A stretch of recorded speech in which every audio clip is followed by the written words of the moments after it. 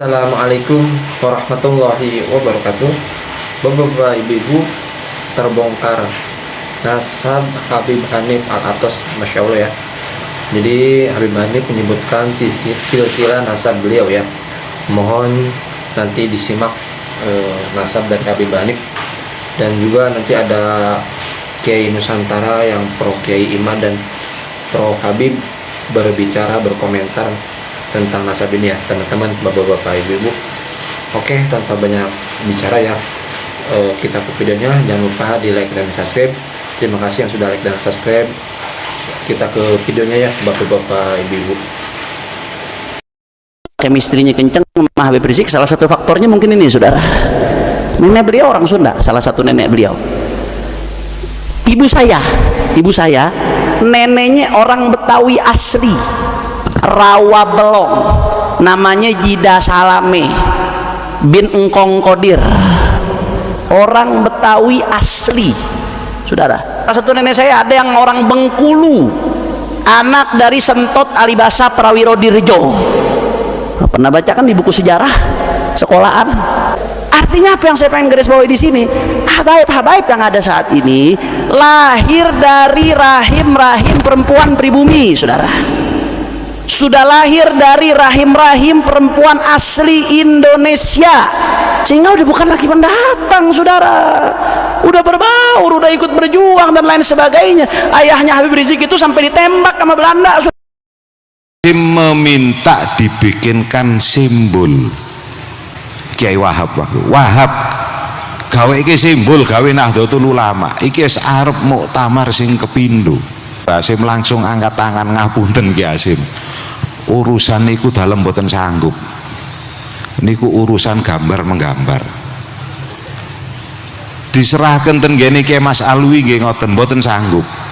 Padahal ngapunten, Kiai Mas Alwi ini kan yang memberi nama, yang mengusulkan nama Nahdlatul Ulama, dan yang diterima oleh Mbah Hasim dan para kiai pada saat itu ketika bermusyawarah. Akhirnya tiboten gini Kiai Ridwan sanggup kue gawe ke simbol Nahdlatul Ulama. Lah, apapun yang diperintahkan oleh Mbah Hasim kepada Kiai Ridwan pada saat itu niku mboten nanti ditolak. Ning ono syarate, Mbah Hasim memberikan syarat. Ning ono syarate, siji, ora oleh nyuntuh gambar sing wis ono. Nomor loro syarate kudu haibah. Loh, gara-gara syarat sing nomor loro niki lho sampai memaksa beliau untuk istikharah kudu haibah. Ternyata karepe Mbah Hasim niku dengan haibah itu bahwa simbol Nahdlatul Ulama ini selamanya orang melihat tidak ketinggalan zaman. Singkat nggih, disingkat. Di tengah keputusasaan itulah beliau sholat istikharah. Karena pun ngapunten nek terus istilahnya sama ini ku blank, sudah tidak punya ide, sedangkan waktunya mepet dengan jadwal muktamar. Yang kedua, kurang sekitar 20 hari. Alhamdulillah mantun sholat istikharah di tengah-tengah wiritan itulah menawi cerita siapa kula niku ngaten, tasbene abaya iku sik muter. Jadi di tengah-tengah wiridan itu tasbene abaya iku sik muter. Terus abaya iku keseliut. Di dalam keseliut itulah beliau melihat di langit itu ada bumi dikelilingi bintang 9. Yang warna bintang itu kuning keemasan. Yang paling atas sendiri, yang atas niku besar. Ngelelir dugi keseliut niku langsung mendet kertas. Digambar elek-elekan, ditekek, ditutup wiritan sampai selesai doa. Wonten waktu nunggu menjelang subuh, menjelang sholat subuh, beliau istirahat. Memang beliau sari lah niku mboten ngipi napa-napa. Itu permintaan langsung Kiai Hasim kepada Kiai Ridwan. Pun dibetoten ngene Kiai Hasim ten Tebu Ireng, ditutukaken hasil gambar niku wau. Begitu diparingi akan semerapten gini Ki Hasim langsung tanglet Ridwan iki gambarmu dewe. Sanes niki sanes gambar kula Kiai, niki hasil istikharah kula ingkang kula gambar. Loh nek iki hasil istikharahmu aku percaya, aku setuju iki dadi simbole Nahdlatul Ulama. Tapi aku njaluk tolong, gambar iki konsultasi nonanggone Kiai Nawawi Sidogiri. Keliling gambar niku Pak. Mbah Hasim sampun setuju. Terus iki Kiai Nawawi ini ngoten. Bahasanya itu begitu. Mbah Hasim sampun setuju. Kula nggih setuju mawon niki dadi simbole Nahdlatul Ulama. Tapi kula titip, lho niki lho, ana titipan maneh sih ya. Kula titip ayat niki nek digawe gambar rupa napa kula mboten ngerti. Wa'tasimu bihablillahi jami'an wala tafarraqu. Itu titipannya Kiai Nawawi Sidogiri. Akhirnya beliau ingat, oh iya, wa'tasimu bihabli, berpegang teguhlah pada tali Allah. Bihablillahi habel. Oh iya, tampar bahasa Arab itu habel. Wah tak gawe tampar ae. Bihablillahi jami'an wala tafarraqu. Didamel rupa tampar, sing talinya itu bukan tali mati tapi talinya simpul di bawah. Pun selesai. Begitu selesai baru jiwa seni beliau ini keluar. Ini masih belum memenuhi syarat haibah dari Kiai Hasim. Diberanikanlah, ditulislah khot Nahdlatul Ulama sing dote niku melingkar bumi. Oke. Tali kuwi lah ana lilitane. Jumlah lilitan tali tampar kuwi kowe mau nyeritake jumlahnya 99 sesuai karo Asmaul Husna. Ulama dunia itu di Mesir dari tahun 2009 itu, di Yaman, di Yordania pun beberapa ulama sudah mengatakan bahwasanya silsilah Ba'alawi sampai ke Rasulullah batal. Nah kita masih mukhtalafun fi. Enak toh? Ya, untung saja kemarin itu ketika kita kumpul di Benda Kerep, kita tidak buka kitab Al-Ghuror.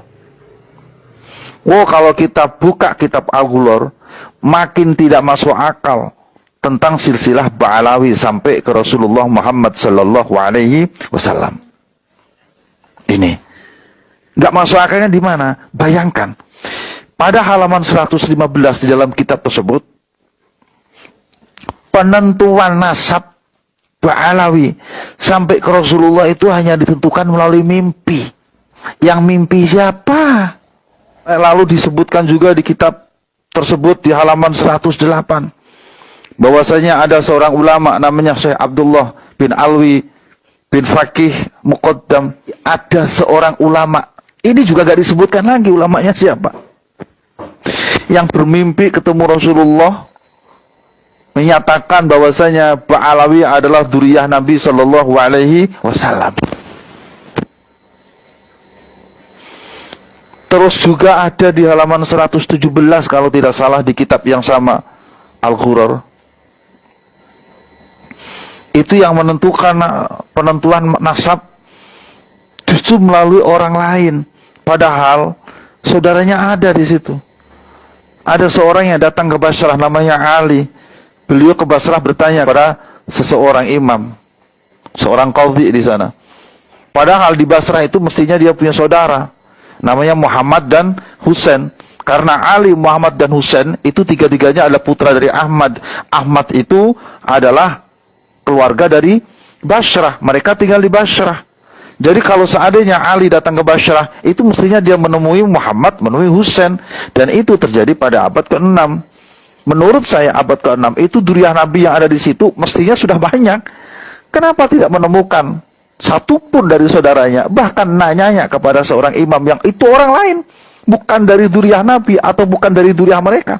Jadi sesuatu yang menurut saya mestinya tidak ada diadakan di kitab Al-Ghuror itu. Dan sampean Kang boleh baca nanti kitab ini, itu yang menulisnya justru dari Bani Ba'alawi sendiri. Siapa yang menulisnya? Itu adalah Muhammad Ali bin Alwi Khidid yang wafat tahun 960 Hijriah. Ditulis oleh keluarganya sendiri, mengaku sebagai duriyah Nabi sendiri, tapi cerita dalam kitabnya tidak ada satupun yang bisa diterima oleh akal sehat. Bisa difahami? Alhamdulillah. Jadi sekarang apa masalahnya? Sampai protes, sampai tidak terima, sampai menyalah-nyalahkan. Masalahnya di mana? Kita, sekali lagi, kita masih punya rasa. Di tempat-tempat yang lain mah sudah dibatalkan. Allahumma shalli wa sallim wa barik alaihi. Ada lagi yang mau ditanyakan? Kalau bisa pertanyaannya yang lain ya. Mereka sudah kadung mengatakan ada yang begal nasab. Jika dilihat dari beberapa kitab yang kami kaji bersama, itu yang begal nasab siapa? Bisa jadi pihak orang yang mengatakan begal nasab itu sudah membegal nasabnya sendiri. Sekarang kan tinggal bertanya, bagaimana nasibnya yang nasabnya terbegal? Masya Allah, kebayang tidak? Alhamdulillah, kita masih menjadi orang-orang yang hidup di Indonesia. Masih baik semua kita ini. Allahumma shalli wa sallim wa barik alaihi.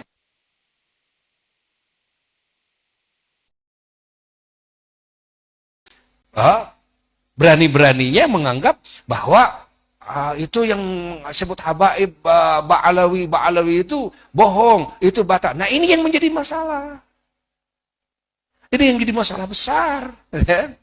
Masalahnya masalah besar. Kamu dengan Allah, kamu dengan Rasulullah SAW, kamu dengan leluhur kamu kok. Nanti bermasalah besar itu. Bukan dengan seorang itu masalahnya. Berapa juta nanti kamu bermasalah dengan beliau-beliau. Diadili nanti yaumul qiyamah. Allah. Doa kamu gak akan dikabul. Semua asrar dan anwar akan terputus. Allah. Bahaya ini. Ya.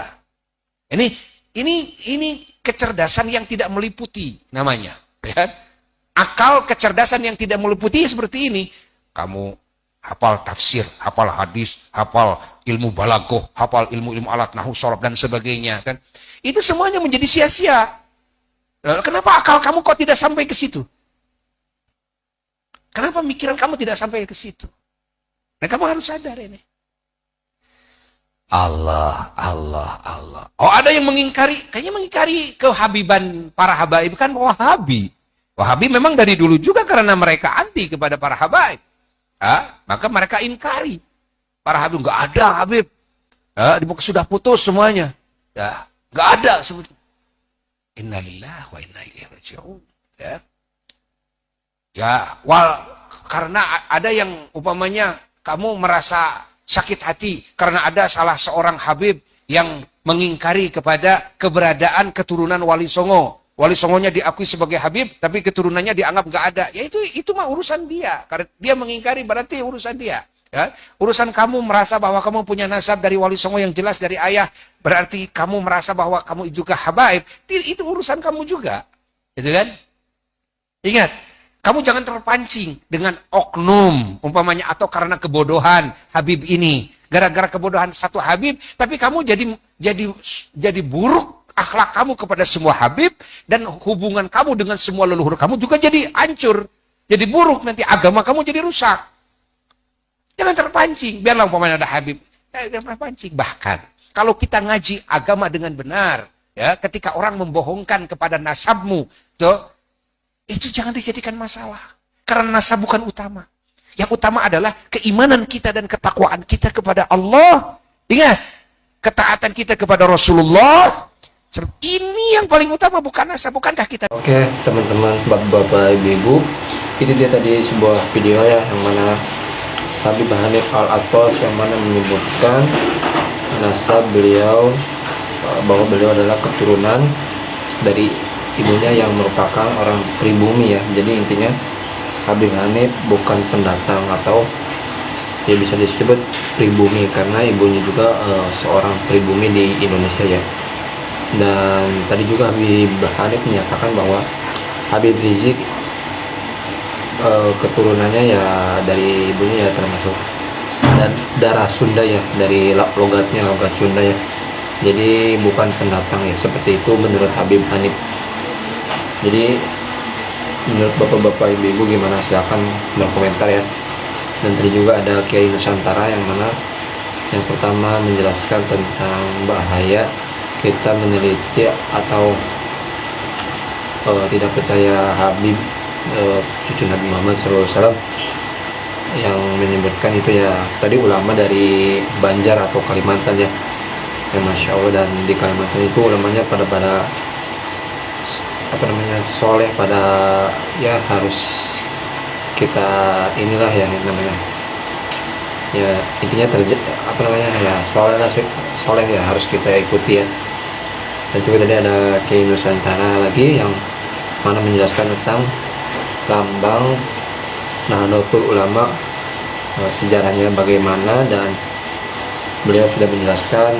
Dan secara kesimpulan lambang dari Nahdlatul Ulama itu tadinya ada di Mbah Hashim Asy'ari itu sedang melihat ke langit ya, tiba-tiba ada bulan dan bintang, lalu ada 9 bintangnya ya, jadi seperti itu ya. Oke bapak-bapak ibu, terima kasih.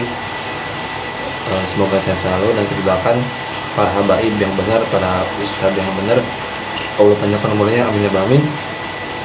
Mudah-mudahan bapak-bapak ibu juga saya selalu, amin ya rabbal alamin. Terima kasih. Assalamualaikum warahmatullahi wabarakatuh.